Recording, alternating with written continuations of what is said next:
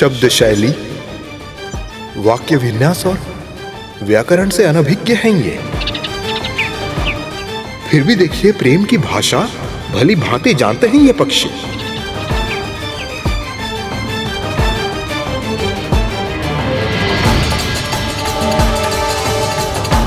माएँ अपनी संतान को केवल तैरना नहीं सिखा रही है, जीवन के कठिन पथ पर संघर्ष के अभ्यास भी करवा रही है।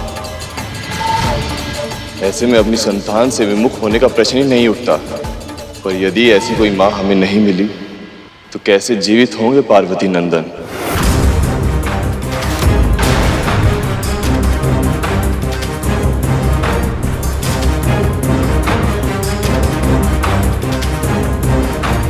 ये चमकती हुई किरणें, ये अवश्य ही सूर्यदेव का कोई संकेत है।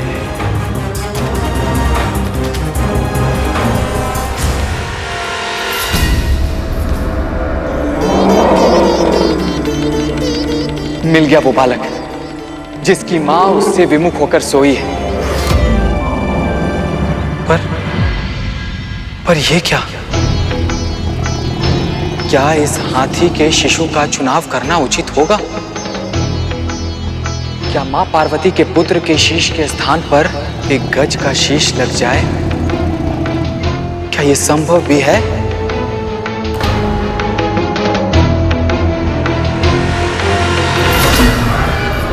संदेह की आवश्यकता नहीं देवराज। इस शिशु का जन्म ही अल्पायु के साथ हुआ है, अर्थात इसके जीवन में इतनी ही सांसें लिखी थी। महादेव इसके शीश का उपयोग अपने पुत्र को जीवित करने के लिए अवश्य ही करेंगे। आगे बढ़िए यमराज, आगे बढ़िए और अपना कार्य पूरा कीजिए।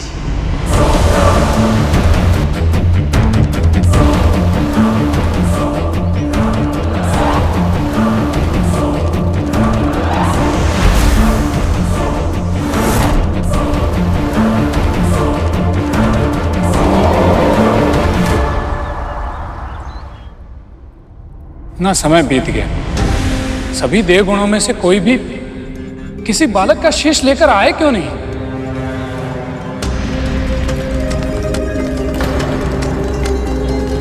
देवराज,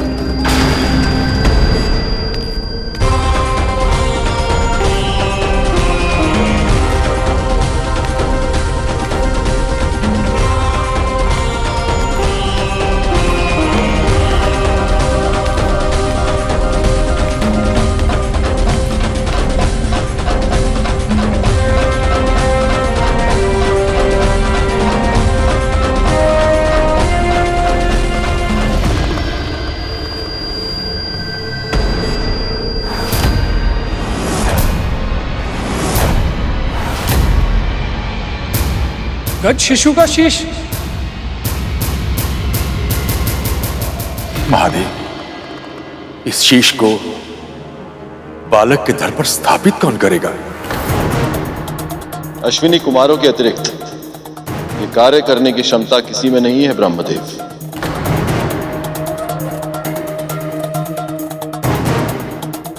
उन्होंने औषधि शास्त्र, शल्य चिकित्सा स्वयं महर्षि दधीची से सीखी।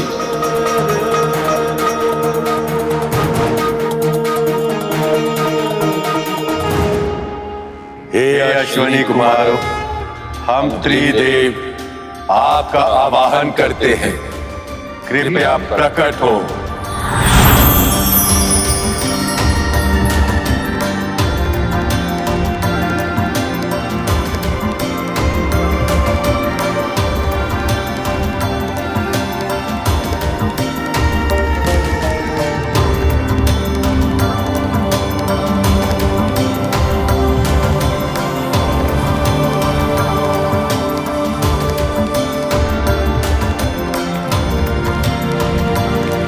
आपकी आज्ञा का पालन होगा प्रभु।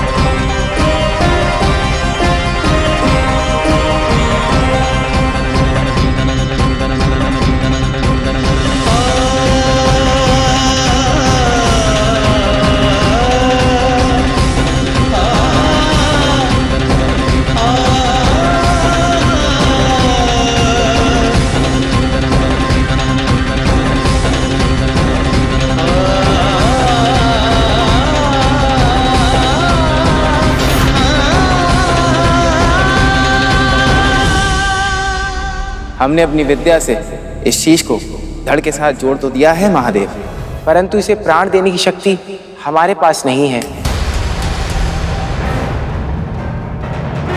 यह कार्य आप और मां से ही संभव है।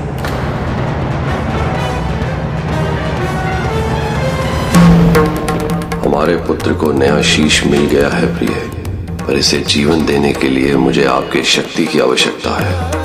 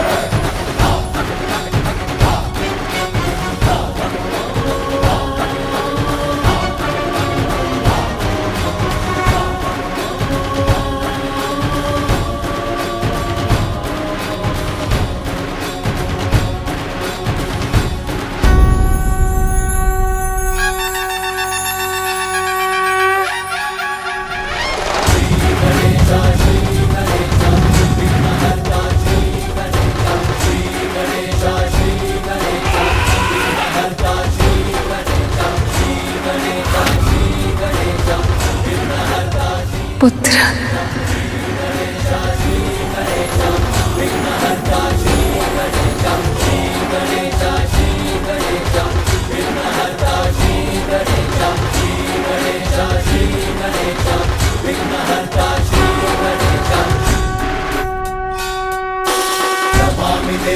नमामि देवा जय गणराजा नमामि देवा दया करो हे मंगल देवा जय गणराजा नमामि देवा मंगलदाता मंगलकारी जय गणराजा पिताजी नमामि देवा भक्तों के तुम ही हितकारी जय गणराजा नमामि देवा सुख करता स्वामी जय गणराजा नमामि देवा विघ्नराज जी अंतर्यामी जय गणराजा। बालक ने अपने पिता को महादेव को पहचान लिया। नारायण नारायण।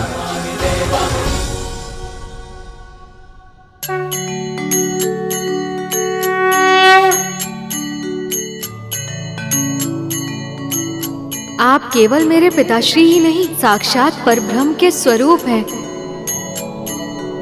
सभी ने मुझे समझाने का प्रयास किया था, पर मैं समझ ही नहीं पाया। अपनी मूर्खता में आपका कितना बड़ा अनादर किया मैंने। मुझे क्षमा कर दीजिए पिताश्री। अपने अतीत को स्मरण करके अपने वर्तमान को दुखी मत करो पुत्र। विनम्रता के गुण से युक्त होकर तुम्हारा नया जीवन हुआ है। अब तुम और भी ज्ञानवान हो। सृष्टि के रचयिता और पालनहार को भी पहचान नहीं पाया मैं।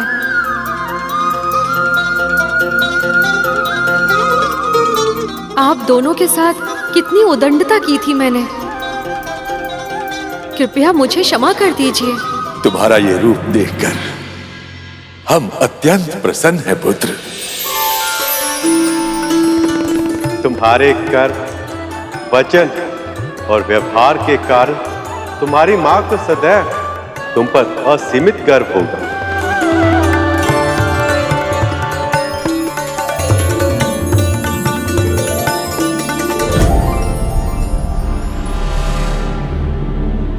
कौन सा मुख लगा होगा मेरे पुत्र को? कैसा दिख रहा होगा वो? कैसे कैसे सामना करूंगी मैं उसका, उस नए अपरिचित मुख के साथ? माँ आ गई।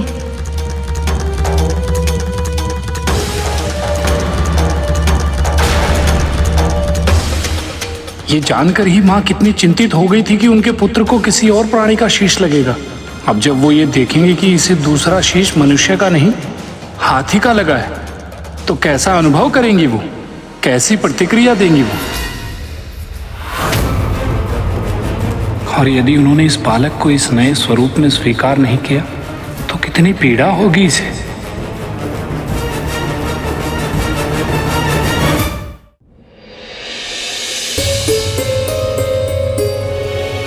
सखी, क्या हुआ? मेरा मन इतना आशंकित क्यों हो रहा है सखी? क्योंकि आप माँ हैं और इस परिस्थिति में आशंका और भय ये स्वाभाविक है सखी। पर हमें पूरा विश्वास है जब आप अपने पुत्र के मुख को देखेंगी तो आपकी आशंका, आपका भय पूरी तरह निर्मूल सिद्ध होगा।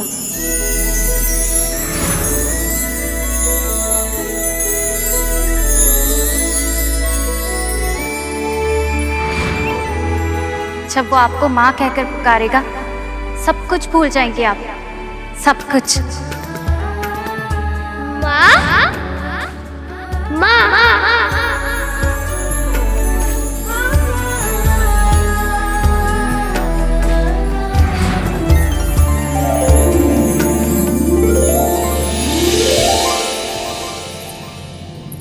पुत्र, पुत्र,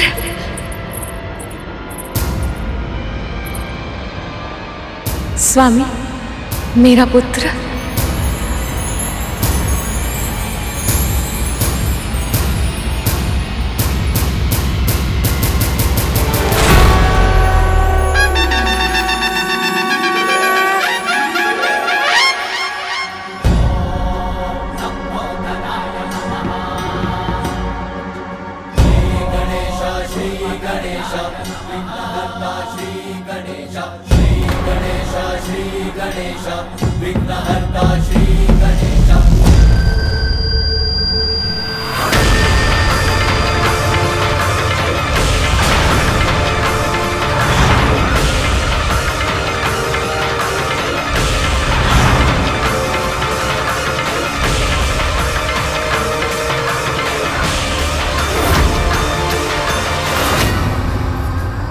देवी पार्वती ने अपने पुत्र का नया मुख देखकर उसे मुंह फेर लिया।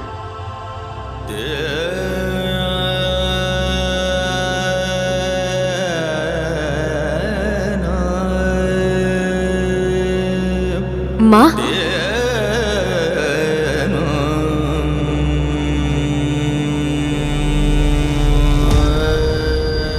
मेरा पुत्र। हाँ माँ, मैं आपका ही पुत्र हूँ, आपके हृदय से जन्मा हूँ।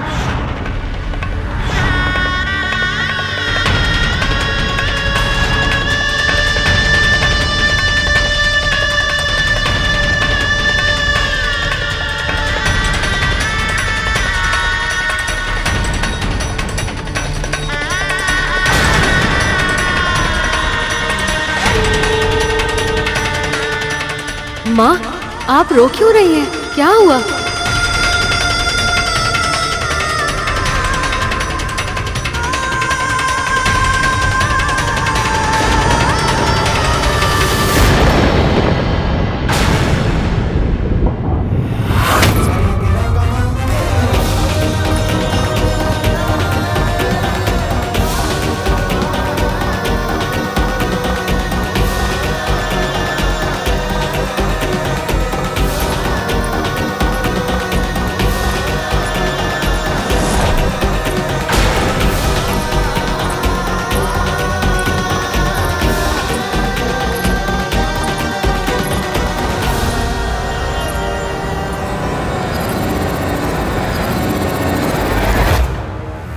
बात का भय था वही हूं। देवी पार्वती ने अपने पुत्र का नया रूप स्वीकार नहीं किया। ये क्या, माता पार्वती ने अपने ही पुत्र से मुंह फेर लिया? कहीं उनका क्रोध पुनः जागृत ना हो जाए।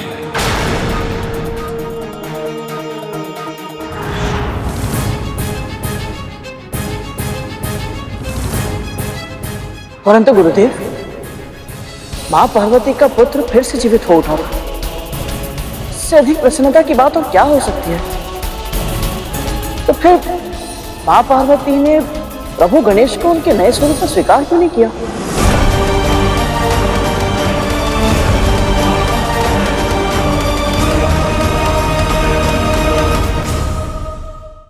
क्योंकि अतीत की स्मृति होती ही ऐसी, जब कोई उसमें डूब जाए तो उसे अपना अतीत अपने वर्तमान से भी अधिक अच्छा और सुंदर लगने लगता है। मां पार्वती भी इसी भावना का अनुभव कर रही थी। तो फिर वो अपने इस अंतर्द्वंद से बाहर कैसे निकल पाई गुरुदेव? मां पार्वती अपने पुत्र को उसके नए स्वरूप में स्वीकार कर पाती, इसके लिए पहले उस बालक को अपने नए स्वरूप को पहचानना और उसे पूरे मन से स्वीकार करना आवश्यक था।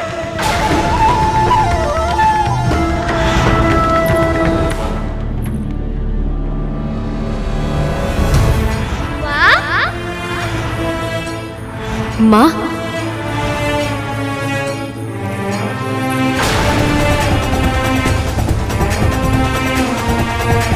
सखी, पर अकेली क्यों है ये? माता का पुत्र कहाँ है?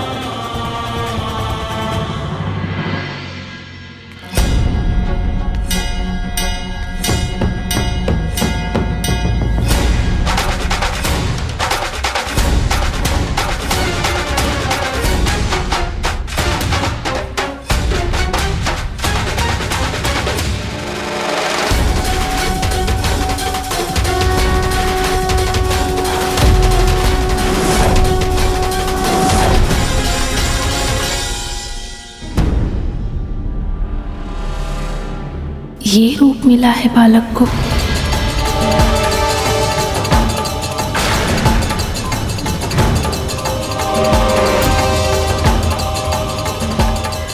तो इसलिए मौन है मां।